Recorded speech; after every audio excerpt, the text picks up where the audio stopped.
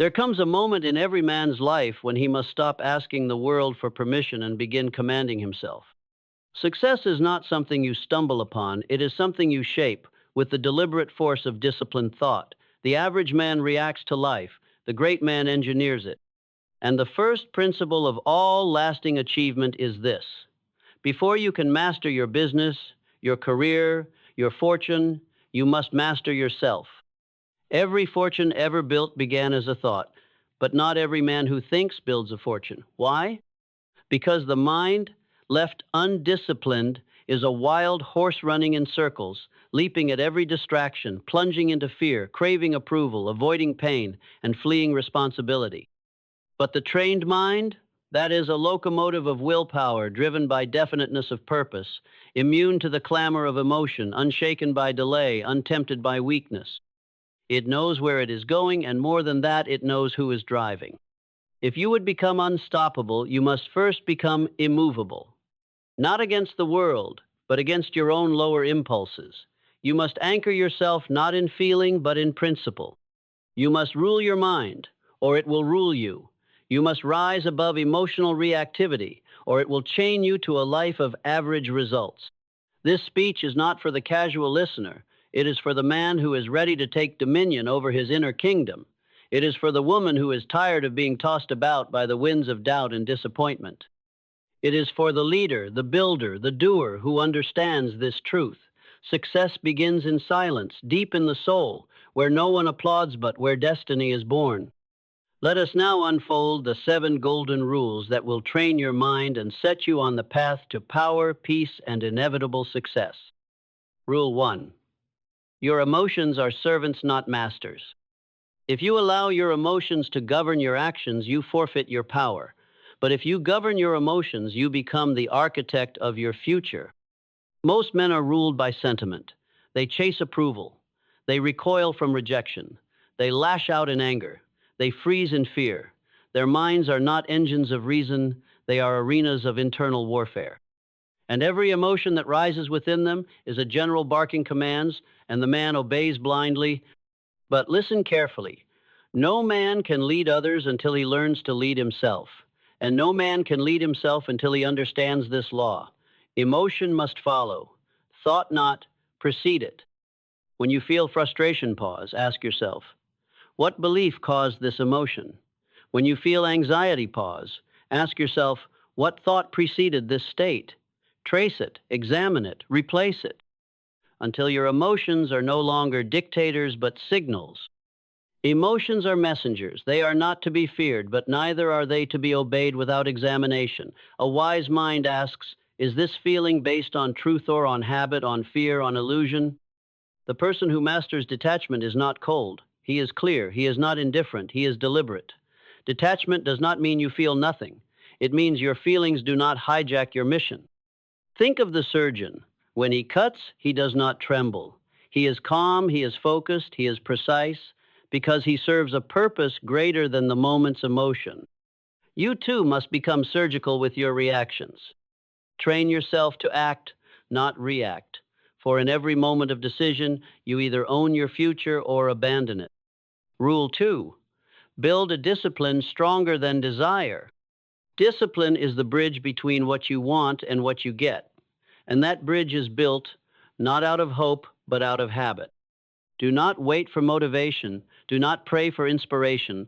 Build systems that run when your feelings fail, because they will. Feelings are fickle. Discipline is divine. The man who builds his life on desire is like a sailor navigating by the waves. One moment lifted, next moment lost. But the man who builds on discipline, he charts by stars eternal, unchanging. He moves forward, even in darkness. You must build routines that resist excuse. You must guard your mornings, defend your thoughts, command your evenings. Because success is not a sudden windfall, it is a quiet accumulation of correct acts, done daily, done well, done without complaint. And let me tell you, every disciplined man was once undisciplined. The difference is that he stopped negotiating with weakness. He looked himself in the mirror and said, from now on, I do not move according to moods. I move according to mission. Discipline is not punishment. It is preparation. It is self-respect. It is a declaration that you will not betray your future for the comfort of the present. Burn this into your mind. Every moment you delay your potential, you make a down payment on regret, but every disciplined act is a brick in your empire. Rule 3. Control your environment, or it will control you. You cannot plant roses in poisoned soil and expect a garden. Your environment is either training you or draining you. Look around you. What are you feeding your mind? What voices do you allow to echo in your thoughts? What habits surround you? What people speak into your plans? You must become ruthless with your environment. Cut the noise, guard your inputs, filter your friends, build walls around your focus. Because the man who protects his environment protects his energy, and the man who protects his energy protects his destiny. It is not paranoia to be deliberate with your space, it is wisdom. Because everything you allow in becomes part of the battle for your mind, and every distraction you tolerate becomes a thief of your greatness. Change your environment, and you will accelerate your evolution. Build a place where excellence is expected, where clarity is normal, where mediocrity has no seat. You do not rise to your goals, you fall to your standards, and your standards are shaped by your surroundings. Set your life up so that greatness is not an act of heroism, it is the default, because you trained your world to reflect your worth. Rule 4. Speak to yourself more than you listen to yourself. Your inner voice is not a narrator, it is a sculptor, and every word it speaks chisels away at your identity. Autosuggestion is the secret language of the mind. What you say to yourself, you believe. What you believe, you become. Do not let your inner voice be the mouthpiece of your fears. Rewrite the script. Train your tongue to speak truth, strength, purpose, because your subconscious listens even when you don't. Speak your vision out loud. Declare your goals. Affirm your standards, not once but daily, not casually but passionately, because repetition is the language of the subconscious. Tell yourself, I am not a victim of emotion, I am a master of thought, I am not waiting for life, I am building it. I do not negotiate with distraction, I command focus, I do not react, I respond. This is not delusion, it is direction. You are not hypnotizing yourself, you are deprogramming what the world hypnotized you to believe. Train your mind to serve your purpose, and you will unlock power most people only read about. Rule 5. Think accurately or be used by those who do. Most people don't think, they merely react to memory. Their opinions are echoes. Their beliefs are inherited. Their decisions are reactions wrapped in justifications. But you must be different. You must think and think accurately. Accurate thinking is not popular thinking. It is not emotional thinking. It is not easy thinking. It is thinking that begins with reality, obeys logic, examines evidence, removes bias, and refuses comfort if comfort leads to illusion. Napoleon Hill taught, accurate thinking is the foundation of all successful achievement. Why? Because every action is preceded by a thought. And if the thought is corrupted, the result will be failure, no matter how much effort you apply. Emotion clouds logic. Assumption destroys progress. And the greatest enemy of accurate thinking is ego, the belief that you already know what you have not tested, that you are right simply because you feel strongly. But feeling is not fact, belief is not evidence, and desire is not strategy. If you wish to achieve power, wealth, influence, you must build your inner courtroom. You must become both prosecutor and defense attorney to your own thoughts. You must weigh ideas like gold testing for weight, value, and purity. Ask yourself daily, is this thought true? Is it useful? Is it based on fact or fear? Is this belief serving me or enslaving me? Do not accept ideas because they are common. Do not reject ideas because they are uncomfortable. Your duty is not to feel good, it is to see clearly. For the man who sees clearly cannot be manipulated. He cannot be shaken by the herd. He cannot be enslaved by emotion or opinion. He is free, and because he is free, he is feared. Train yourself in this lost art. Read deeply. Write often. Question everything. Build models of thought like a craftsman shapes fine tools. Because in a world drowning in noise, the man who can think accurately becomes a king. Rule 6. Never react, always respond.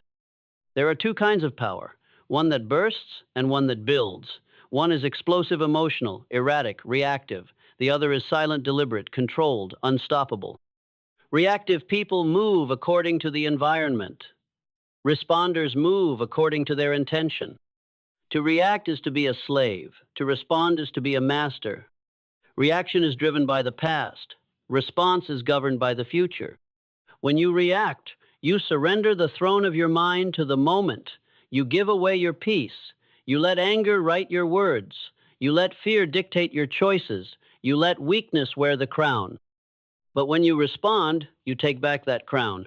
You pause, you breathe, you remember your purpose, and from that place of power, you act not from fear, not from pride, but from principle. This is not weakness. This is strength of the highest order. This is the calm of the lion, not the bark of the dog. The world may provoke you, but it cannot control you unless you surrender your awareness. And awareness, my friend, is your superpower. When a situation arises, ask, what outcome do I desire? What action best serves that outcome? What emotion is trying to hijack me? Then act not from the emotion, but through it. This is the essence of mastery, to feel everything and still choose wisely. The world honors reaction in the moment, but respects response in the long term. And the person who builds a life of thoughtful responses builds a legacy that cannot be shaken. Rule 7. Detach from outcome, commit to execution. There is no greater trap for the ambitious mind than attachment to outcome. It creates fear, breeds anxiety, fuels procrastination, and corrupts focus. The more you fixate on results, the more you paralyze action. But when you detach from outcome, you awaken a higher power, presence. Detachment is not apathy. It is precision. It is freedom from need. It is the decision to pour yourself into the process, not because you are guaranteed reward, but because you are the kind of person who executes regardless. You must learn to love the work without demanding the win, to show up with full intensity even when no applause awaits, to invest your energy not because of certainty, but because of identity. Detach from recognition, detach from applause, detach from comparison, detach from the need to prove, and instead attach yourself to one thing only, integrity of effort. Because results come and go, markets rise and fall, people praise and forget, but discipline remains, character compounds, and consistency wins. You are not your outcomes, you are your standards. And the one who remains unmoved by success or failure, the one who builds in silence, sharpens in solitude, and executes without permission, will rise beyond all expectation. Victory is not something you chase, it is something you become. The final charge: your mind is your empire. The world is noisy, it begs for your attention, it sells you comfort, it flatters your ego, it provokes your fears, it offers distraction, it disguises weakness as compassion. But through all this chaos, a quiet truth stands. You were not made to follow, you were made to forge. And the first thing, you must forgaze your mind.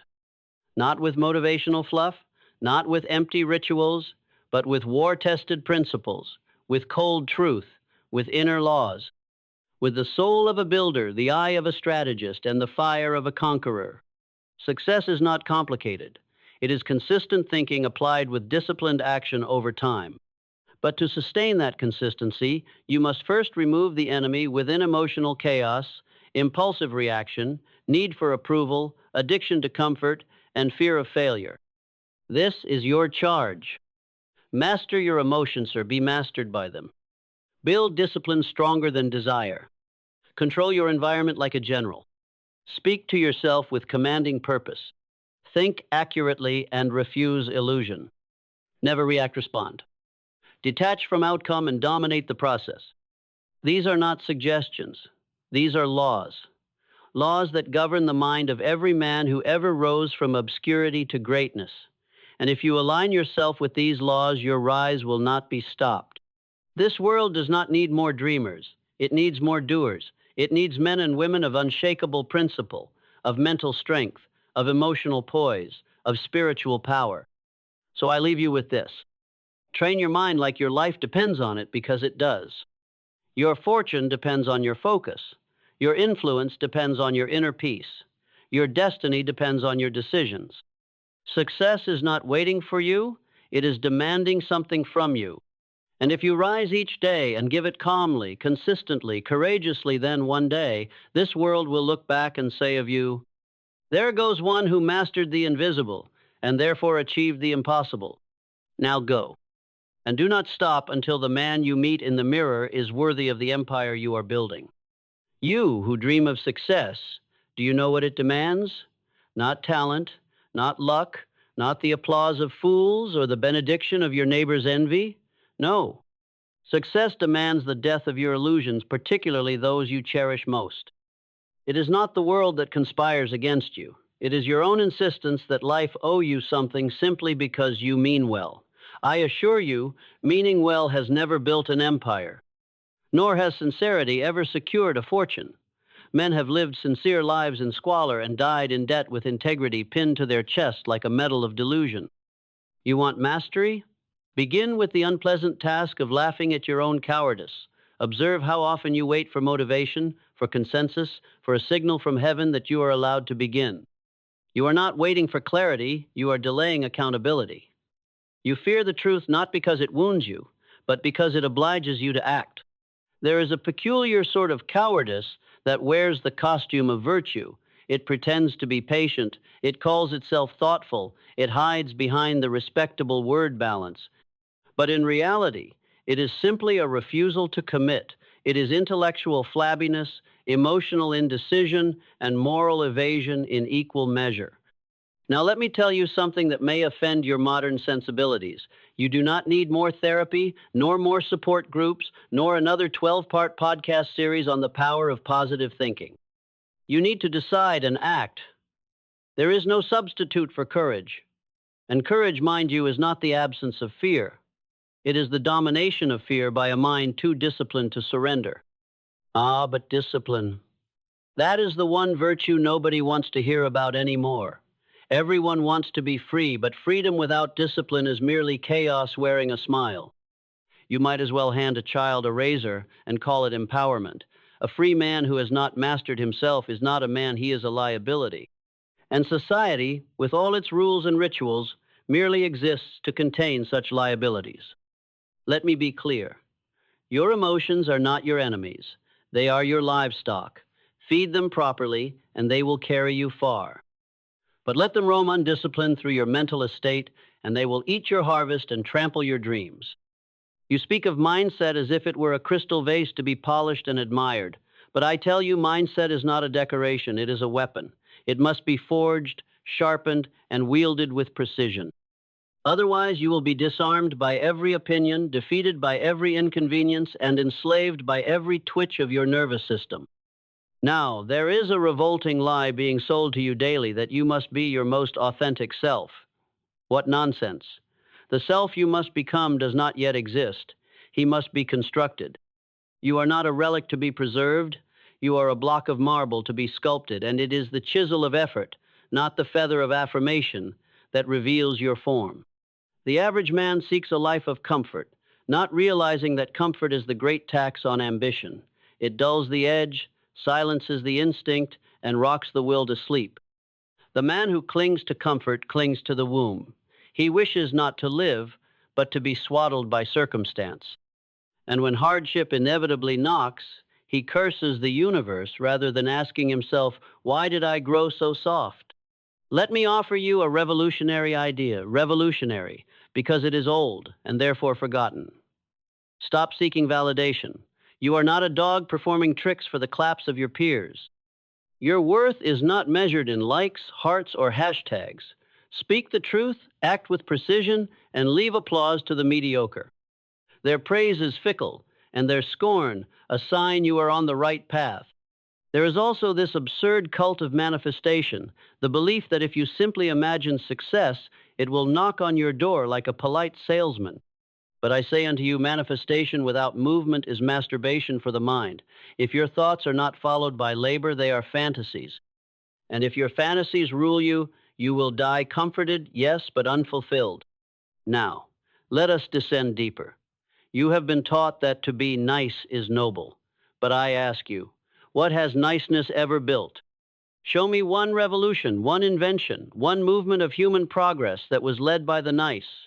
No, it was built by the honest, the confrontational, the ones who risked offending in order to reveal. Politeness has its place, but it is not a replacement for principle.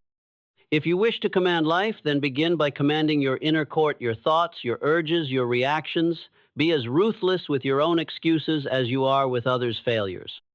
If you find yourself hesitating, do not soothe yourself, interrogate yourself. Ask, what lie am I telling myself to justify this delay? Do not aim to be agreeable, aim to be effective.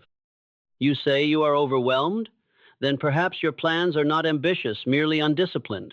Chaos is not a symptom of greatness, it is a symptom of laziness, dressed in the language of busyness. You are not too busy, you are too scattered. You do not need more time, you need more clarity and more nerve. And beware of humility, that is really insecurity wearing a halo. There is a kind of false modesty that masks itself in self-deprecation, but is, at its root, just a preemptive apology for not trying. Do not shrink so others feel tall. If you have earned power, wield it. Quietly, perhaps. But do not pretend you are less than you are, lest the world forget you are ever more. Here is the truth. You are not special. You are not owed greatness. But you are capable, and if you act with discipline, think with clarity, and resist the seduction of ease, you will achieve far more than those who spend their lives waiting for permission. So stop waiting. The clock ticks. Your mortality is not a threat, it is a deadline. Dare to become dangerous to your own complacency, to your own weakness, to the world's expectation of your mediocrity. You want transformation? Then begin with this. Betray the weaker version of yourself daily, and do it without regret. Do you wish to know why the masses remain masses? Because they prefer comfort to confrontation, particularly the confrontation with their own reflection. Most people will go to extraordinary lengths to avoid looking directly at the truth about themselves. They will study philosophy, attend lectures, read books on personal development, join masterminds, and post quotations about growth, anything except sit still and ask, where have I been a fraud? But you, if you have listened this far and not turned away in search of softer voices, are not most people. So I shall not insult you with encouragement. I shall provoke you with reality. You want to grow? Then bleed. Yes, bleed not in the flesh, but in the mind. Bleed out the lies you've fed yourself. Bleed out the need to be liked. Bleed out the sentimental weakness that has convinced you that every failure is an attack on your worth instead of a reflection of your preparation. Growth, real growth, is offensive. It offends your ego. It threatens your identity. It shatters the stories you've used to stay comfortably small. But here is your liberation. You are under no obligation to remain who you were a year ago or even yesterday. You can shed your past like a skin, but only if you stop pretending it fits. Let us speak of detachment, not as the monks define it, but as the builders live it. To detach is not to float aimlessly above life, immune to its pleasures and its pains. That is not mastery. That is escape. No detachment is the refusal to let temporary emotion interfere with permanent vision. It is the art of holding the line when every nerve screams for surrender. It is detachment that allows a man to be insulted without responding in kind. Not because he is weak, but because he understands that his energy is too valuable to waste on fleas barking at his ankles while he builds a cathedral. But you cannot build anything if you are always available to gossip, to trends, to the emotional drama of people who mistake chaos for personality. Shut your gates, raise your standards. The man who responds to everything builds nothing. There is a strange belief in modern culture that boundaries are selfish. But I say to you, a man without boundaries is not generous, he is porous. He leaks time, attention, discipline. He is a sieve where a sword should be. And what of discipline? Ah, yes, the word that clears a room faster than a fire alarm. Because everyone wants results, nobody wants requirements. But hear this, success is a jealous creature. It demands priority. It devours the lazy. It is not seduced by potential. It is married only to execution. And you, for all your talk and all your dreams, are worth nothing more than your habits. You say you want to rise, then wake up early. Go to bed tired. Read deeply. Speak little. And do the thing not once, not when convenient, but daily, especially when it is dull, especially when it is lonely, especially when no one is watching. The applause will come later when it no longer matters to you. Let us now dismantle another charming illusion, the idea that you must wait until you feel ready. Rubbish. Readiness is a myth peddled by people who wish to feel good before they act. But action itself is what creates readiness. You were not born with confidence. You earned it the moment you moved while afraid. You do not find courage in stillness. You find it in motion. And let me tell you this, the world rewards those who act, not those who wait. For every seat of power, there are a dozen timid men who were almost ready when another man simply moved. So move. While others study the map, be the one who builds the road. While others form committees, pour concrete. While others fantasize about balance, choose priority. And what of failure? Expect it, in fact, pursue it. Not recklessly, but relentlessly. Because failure is the only honest mirror it shows you, not who you wish to be, but who you are. And it is only in seeing clearly that one may begin to sculpt deliberately. There is more danger in a life without failure than in one filled with it, for the man who never fails has never dared. Let us address the topic of legacy not in the syrupy sense of sentimentality, but in the granite sense of structure. Your legacy will not be built in moments of inspiration. It will be carved in moments of consistency. It will be written in what you refuse to compromise on, even when it costs you applause, approval, or affection. And no, your legacy will not be universal. It will offend, it will divide, because all true impact does. But better to be remembered by a few for standing firm than to be forgotten by many for blending in. So, I charge you now not to hope, but to decide, not to seek affirmation, but to build immunity to it, not to find the path, but to cut it through stone if need be. Make your values your fortress. Let clarity be your sword. Let detachment be your shield. And let your discipline be the hammer that shapes the self the world was not ready for but needed. You were not born to be comfortable. You were born to confront. You were not born to be polite. You were born to pierce through illusion. You were not born to be tolerated. You were born to transform. So enough delay, enough negotiation, enough hiding behind the language of preparation. The time for refinement is over. The hour of movement is now. Take your place not among the remembered, but among the remarkable. And let the world adjust to the force of your becoming. You have been told to be humble, and that's fine if humility means clarity.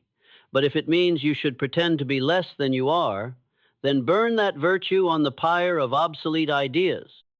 Because there is nothing noble in diminishing your fire so that the timid do not feel the heat. You must understand this. The world will not reward you for being small. It rewards you for being useful, for being decisive, for being dangerous to mediocrity. And what makes you dangerous is not violence, but precision, not noise, but nerve. The man who knows his mind and obeys his principles is a revolution walking in human form. He is feared not because he is loud, but because he doesn't flinch when truth offends. And you, if you dare, take the reins of your inner world, will become such a man. Let us examine the root of weakness, indulgence. You indulge your emotions, you indulge your distractions, you indulge the petty cycles of resentment, comparison, and laziness, but then you mourn the results. How curious. You plant weeds and weep that no orchard grows. I say this with love so sharp it may feel like insult. Your suffering is not a mystery. It is the arithmetic of your undisciplined choices. You are not the victim of fate. You are the offspring of your own inaction. No, this is not cruel. This is liberation. Because what you create, you can change. What you permit, you can forbid. What you habitually tolerate, you can violently uproot. Do not speak to me of circumstance. Shaw himself would have spat on the notion that man is merely a product of his environment. He said, and I quote, "People are always blaming their circumstances for what they are. I don't believe in circumstances. The people who get on in this world are the people who get up and look for the circumstances they want, and if they can't find them, they make them. So make them. If your environment weakens you, alter it. If your habits betray you, destroy them. If your friends lull you into mediocrity, dismiss them. You do not owe loyalty to what poisons your potential. And for those who say this is harsh, I say this. Softness has its place in art, in poetry, in love, but in the construction of character, only steel will do. You cannot build an unshakable spirit on the foundation of good intentions. You must build it with action, unglamorous, repetitive, solitary action, the kind of action that gets no applause, the kind that no one will ever see, the kind that shapes the very bones of who you are. You are waiting for the world to notice you. But the world does not notice, echoes it, notices original frequencies. It notices the man who moves with purpose and does not pause for permission. So make a decision, not a wish, not a preference, a decision. Then forge a code. Live by it as if it were law, because it is law, the law of your identity. You don't need more ideas. You need fewer excuses. You don't need more time. You need more nerve. The man who says someday is a coward in disguise. The woman who says I'll start when I'm ready is clinging to the womb of delay. And the one who says I need clarity usually has clarity. What they lack is courage. Let this be the dividing line, the place where the former self dissolves, the hour when you stop performing for society and start sculpting yourself as art sharp, deliberate, unapologetic. No more dialogue with doubt. No more negotiation with fear. No more ceremonies for feelings that deserve funerals. Make your days a battlefield of principle. Make your nights a forge for resolve. Make your life a weapon of purpose. And when they ask how you did it, how you rose, how you endured, how you built, tell them this. I became intolerant of my own weakness. I stopped waiting to feel ready. I broke the spine of every excuse, and I trained my mind until it obeyed. They won't understand, that's fine. Greatness is always a private language. Here we are, the end of the lecture and the beginning of the war. Because if this speech has done its work, then something inside you is no longer at ease. Good, that unrest is the birthplace of power. And let me be absolutely clear. You need not agree with every word spoken here. Agreement is cheap. Action is divine. You were not born to be liked. You were born to be great. And the price of greatness is not paid in gold. It is paid in solitude, sacrifice, and supreme self-honesty. The world will tempt you to trade your edge for acceptance.